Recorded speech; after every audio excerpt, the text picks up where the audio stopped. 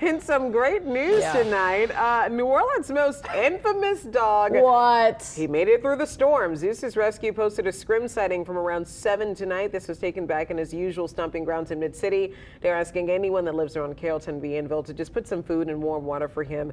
Scrim is once again proving to be a really resourceful guy. That dog is a miracle worker. He is. He is like a cat with 9 lives. This may be one of the most incredible stories of this entire winter event. Yes. That Scrim is still around. Scrim's still dog is kicking. Scrim? Got Do we through the know? heavy snow.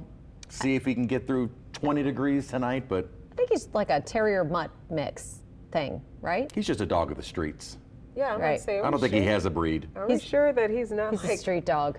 the reason he wants to be out is because that's where he's supposed to be? No, he's supposed to be on the streets. I don't But know. Yeah, he is. Oh yeah, he is of the supposed street. to He's be. scrappy, I don't know. as our producer Tori just said. Yeah. He's scrappy. Scrappy. Yeah. Yeah. Like Scrappy Doo.